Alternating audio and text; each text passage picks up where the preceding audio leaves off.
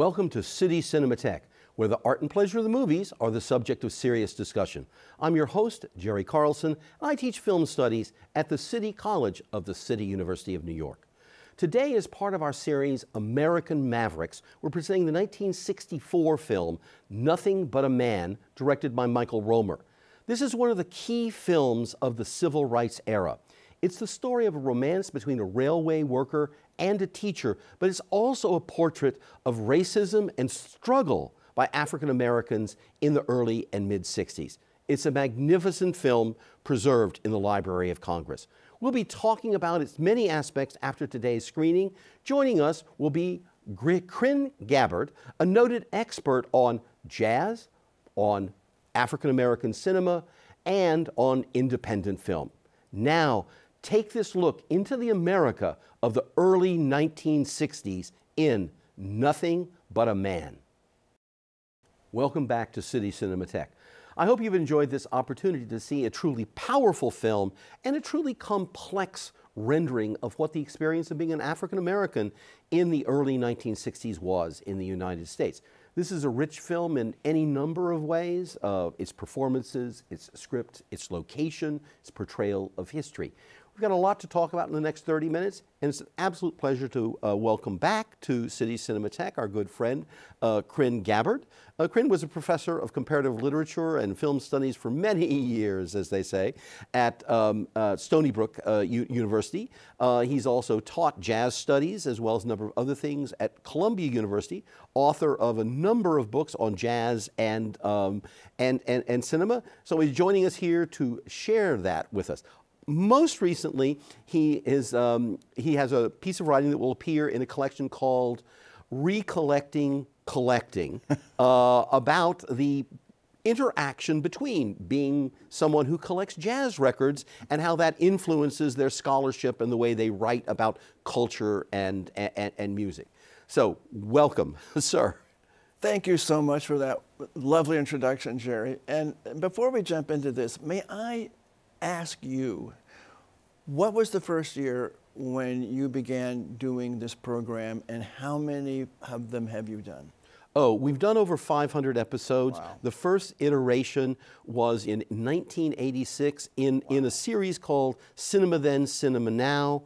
And then a number of years later, as I moved from one campus to another, we rebranded as, let me use the current jargon on that, we rebranded as City Cinematheque. So we've been hanging around talking about movies for a while. Well, I'm very impressed, and it's an honor to be on your program once again. Well, thank you so much.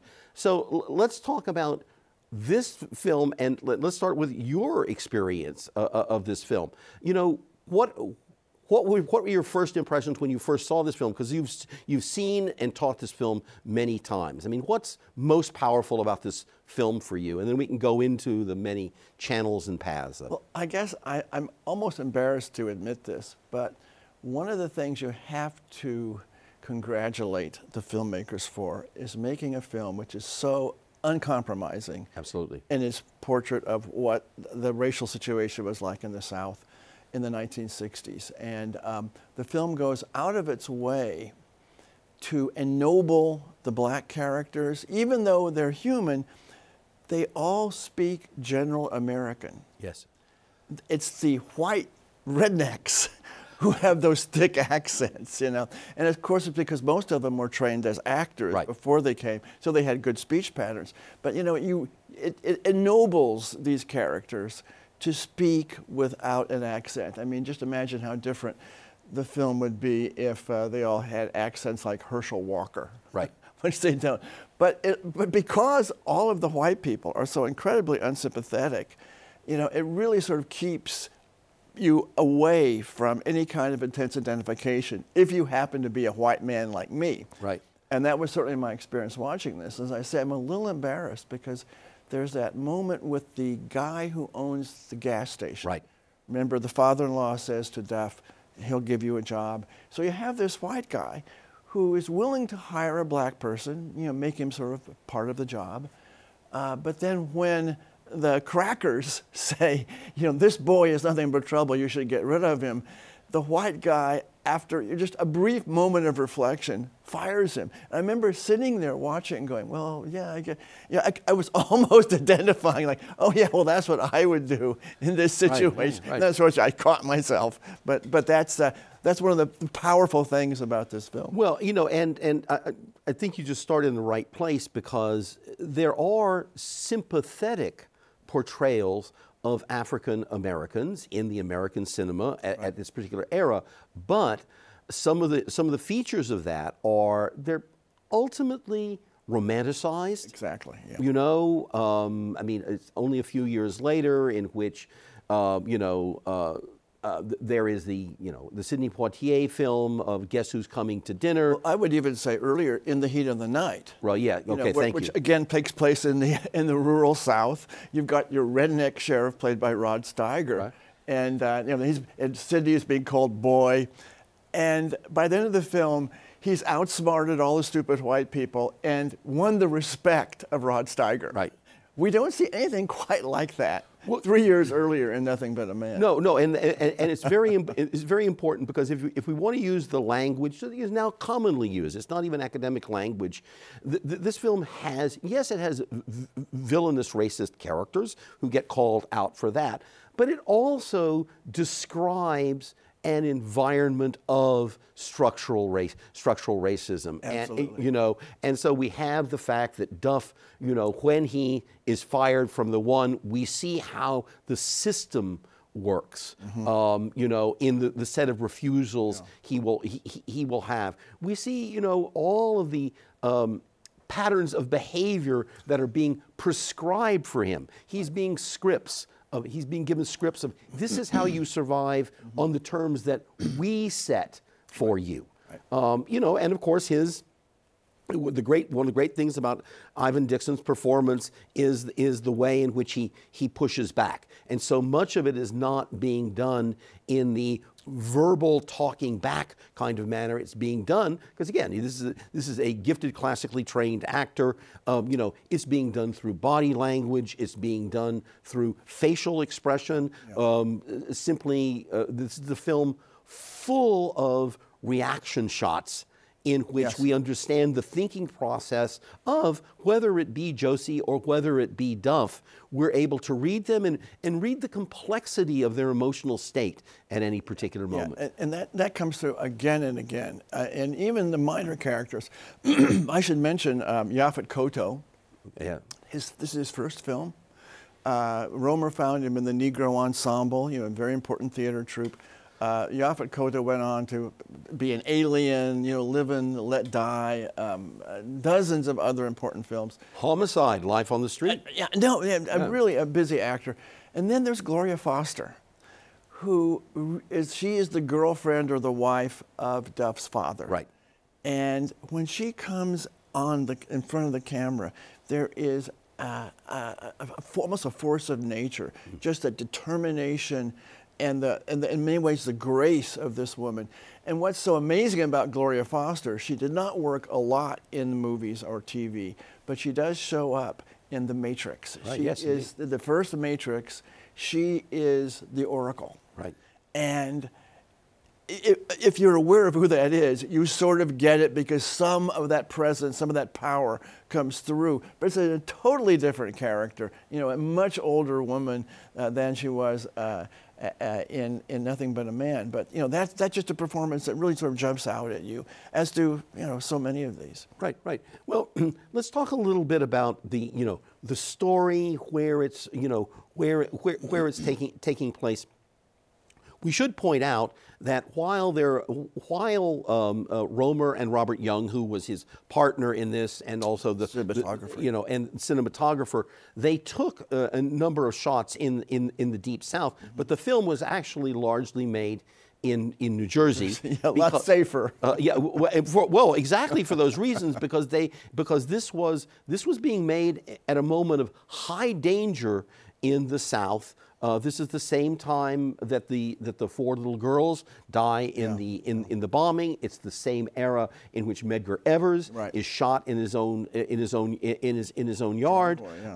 So they had to shoot a lot of the exteriors, in the Cape May Cape May area, where, by the way, there was only one integrated hotel. So, so all the black characters had to stay in one place because it was the only place, and it was black owned at that at that time. So I say that just to, while the physical danger of being, say, shot was reduced by being in New Jersey, that does not mean that they were making this in the racial paradise of the North.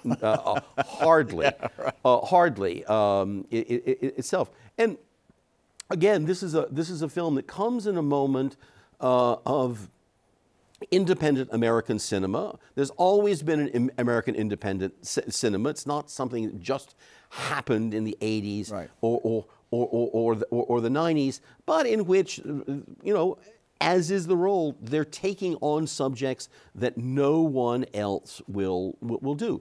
And Michael Roemer and Robert Young, who were friends as undergraduates at right, Harvard, right, okay, they both went in the direction and had already had significant careers as documentarians, right, before this. And so that's part of this notion that we really are immersed in the lives of these characters in this manner of a documentary filmmaker.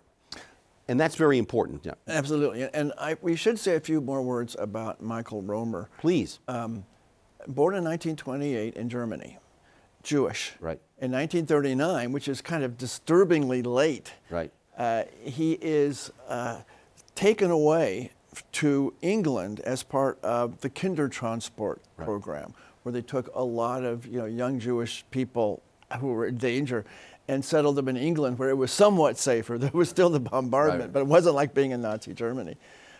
He gets a good education in England during the war, immediately emigrates to the United States of America. At age 17, he's admitted to Harvard, goes off after that and does a lot of work in the film industry. He's doing some editing, he's doing some production, meets Robert, works with Robert Young. But he really does his research for right, this, because it's alien to him on multiple levels, although he does say in interviews that he drew on his experience as a Jew in Germany. Right. And the stories his relatives told him. He could make some connection there. And what it means to be humiliated, what it means to sort of swallow your anger. But he also says that when he was doing the research in the South, he was on a reverse underground railroad. He had a handful of black friends and black acquaintances who introduced him to their friends in their community. And little by little, the people he met would introduce him to people farther and farther south. Okay. He got all the way to New Orleans, he says. But along the way, he is seeing so many different people right, in different communities and how they live. And that's a big part of his research. And when the film finally comes out in 1964, it's not a hit. It wins awards at the Venice Film Festival. It's got some European showings. But it was by no means successful. And I think, as I said before, it's very difficult for a white person to enter into this film, right, without having to, sort of struggle to identify with the black characters. But the film did have a lot to do with him getting hired at Yale. And he was at Yale from, I think, 1966 until 2017, is that right? Right. He was just retired. Michael Roemer is 94. He's still alive. He taught all those years at Yale. Well, and there's multiple histories involved here, yeah, including the way in which a film like this, not only for its contents, political position, its skill, but it sets a template for streams of independent film that deal with this kind of candor about yeah, social justice issues. And Roemer and his cast members talk about the fact that this was a cooperative production at the moment, that right, that Roemer had done his research, etc., on the one hand, but he maintained a humility about the fact that he was cooperating with people whose experience he wanted them to, you know, to express. Right. And that, as he said, I would not have made this film years later, not talking about style or this, because this film, there really was no opportunity for this film to be made by African American at this moment, as I saw it. Exactly. Now, you know, just a few years later, we're going to have a number of people burst upon the scene. Blaxploitation's going to come, you know, etc. The scene changes. So it's a very specific chapter in which you have someone who is fascinated by oppression as he sees it in the United States, not identical to, but parallel to what he experienced, and that he wants to help people with the expression, with their self-expression of what their experience is in that moment. And there is, you know, there's this intimacy and candor to this to this film, including something like the close-up of the prostitute, you know, in the bar, and she's not dehumanized by that close-up. We're given this portrait of a woman who has apparently few other alternatives, is being pushed into this, and we have genuine debate about a number of these things from inside the community, and also this whole notion that this is taking place in a South that, in one sense, there's an impulse to leave, and that is thematicized in the film. Like, no, when I got out of the Army, I was up north for a while, and you come back here. You know, apparently, while Young and Roemer were having the script vetted, and they were passing around because they really wanted it to be, you know, they wanted feedback, etc. The civil rights leaders, one of the things they said is please don't have them go north at the end, because this was a moment in which the movement was saying, no, people have to stay and change what's on the ground here. And while this doesn't become a film in which, say, Duff signs up to be, you know, to go marching or anything like that, it does come around to the fact of, okay, we have to stay to be part of the change that will happen here, and be part of that struggle. Absolutely, and I'd like to just shift a little bit to talking about Ivan Dixon. Please, no. He is that's another biography we have to highlight. Such an interesting figure on so many levels. He was a very busy actor, mostly on TV, prior to this. I mean, I think he had acted a little bit before he got into, before he was cast in Nothing But a Man. But in 1965, the year after this film comes out, he gets a regular role in Hogan's Heroes. Yes, indeed. Which he did for 5 years. And if you stop and think about what you know of him just from Nothing But a Man, very attractive man, a muscular man, has all this power, but there's a sweetness. Right, absolutely correct. And certainly there's no, if there is any threat, he can turn that off. Right. Which he obviously had to do for those 5 years on Hogan's Heroes, which is kind of amazing that to find you know, a black, masculine figure lasting that long. Now, again, we can talk about and in that particular you know, wacky series with all of its premises, you know, no, he is the second guy in that. I mean, he has a leadership role in all the various comic schemes to outwit the people, you know, etc. So even within the context of that kind of comedy, it's very important to recognize that he is a character with agency within that story world. Absolutely. So on the basis of that, he's able to get work as a director, and beginning after his 5 years with Hogan's Heroes, he is directing television pretty much constantly through the 70s and 80s. I've found there were over 45 different TV shows of which he directed at least one episode. So, you know, he was very busy. But in 1973, he makes a film, which is one of the most extraordinary films associated with the black experience or anything to do with Hollywood, and that's The Spook Who Sat by the Door. Ivan Dixon directed it. I think it was the only movie he directed. It did not work out well for him. When it was over, they basically said to him, the studio said, here's your film back.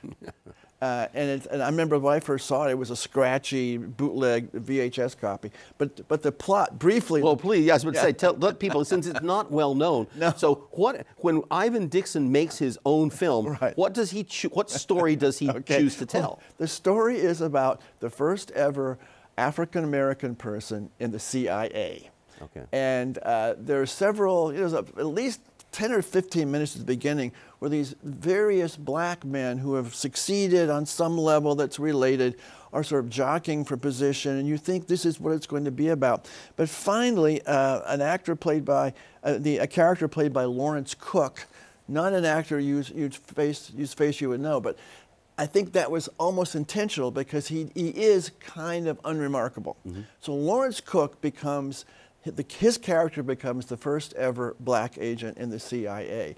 And you see him going through this rigorous training. You know, he's working with weapons, he's doing, counterintelligence, he's organizing communities.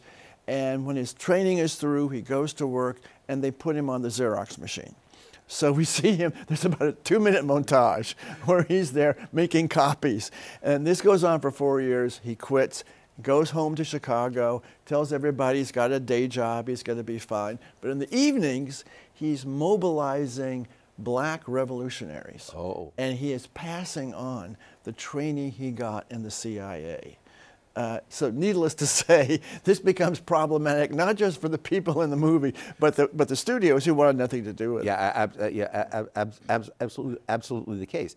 But, this is, again, this is a film, coming back to Nothing But a Man, that opened, it didn't open as many doors as it should have for many people. Let's not be romantic about it, but it did open some doors. And so we do have Ivan Dixon, who takes his line from there. And then let's go on, let's now move on to somebody who's very, very important for the film, and that is this extraordinary performance by and presence of Abbey Lincoln, in the film. Now, for people who may not know as much about jazz as you do, okay, just remind people of the breadth of talent and accomplishment of Abbey Lincoln, who she is when this film is being made, and then who, what is the rest of Abbey Lincoln? And we'll come back to her performance, but let's talk Abbey Lincoln. Well, just to sketch in her biography, she's born in 1930 in Chicago. She is born Anna Marie Wooldridge. That was her name. But Bob Russell, a really interesting figure in jazz, he took a couple of tunes by Duke Ellington and put lyrics to them. Don't get around much anymore and do nothing till you hear from me. Those are Bob Russell's lyrics. And he got to be friends with Abbey. She sang some of his songs. And when she was still Anna Marie Wooldridge, she said, you're interested in civil rights. Why don't you come up with a name that has a certain ring to it? How about Abbey Lincoln, as in Abraham Lincoln? And so that became her name. And she began to work regularly as a nightclub singer.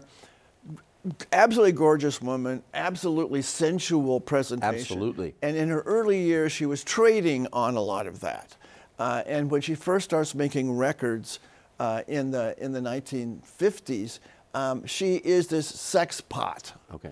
Who was singing songs, almost the same kind of songs that Billie Holiday, her idol, would sing. My man don't love me, treats me oh so bad. She's singing that kind of stuff. But little by little, she starts to become, her consciousness is raised. And it's raised most significantly by a man named Max Roach, one of the great drummers in jazz history, probably the single most elemental bebop drummer, sort of redefined the role of drums in jazz. And they get together in the late 50s. They're married in 1962. During that period, several amazing things happen. One is they make a record called We Insist. It's the full title is The Freedom, We Insist, The Freedom Now Suite. Comes out in 1961. Oscar Brown Jr. is involved. A number of great musicians are involved.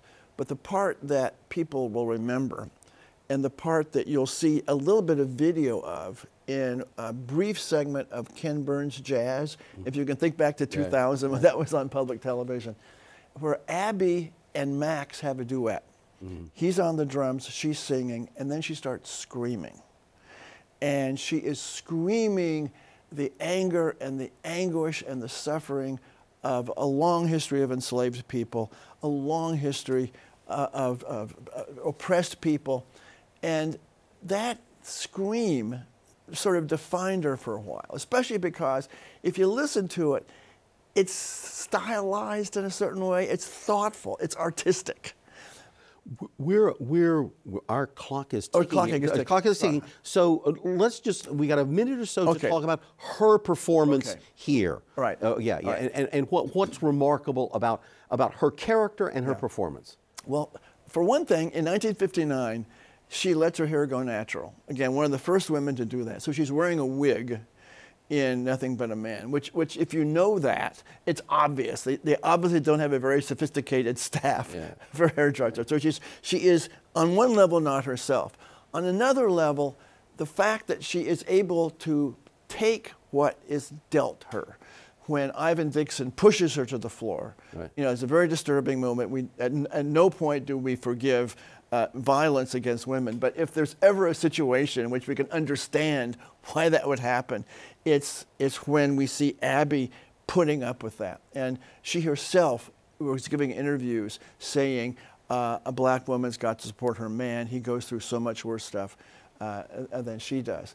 But there's the scene where she's knocked to the floor, and there's the scene where she picks up the broken glass and cuts herself. And in neither of those scenes does she utter any kind of noise. So I got a chance to talk to her. She lived on the upper West Side. I live up there too. I used to see her at the West Side Market on 110th and Broadway. I never walked up to her. I'd smile at her and she'd smile back. But she eventually came to Columbia, and there was a meeting, and we were sitting around a table, and I asked her about that famous scream from 1961, and then the lack of a scream in 1964. And she said, well, you know, the woman in my family, we didn't scream. We would look around to see something we could pick up and hit you with it. You know? So on some level, you know, this is her. On some level, it's not.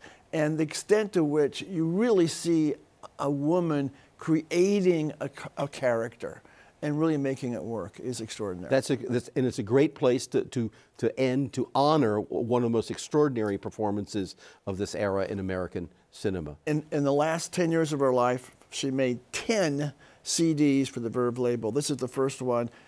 The World is Falling Down. Go on YouTube and listen to it. It's the beginning of an amazing career, a late career as a singer. Thank you. If you enjoyed what we were doing here and you'd like to know more about City Cinematheque, you can find out by going to our website, www.tv.cuny.edu.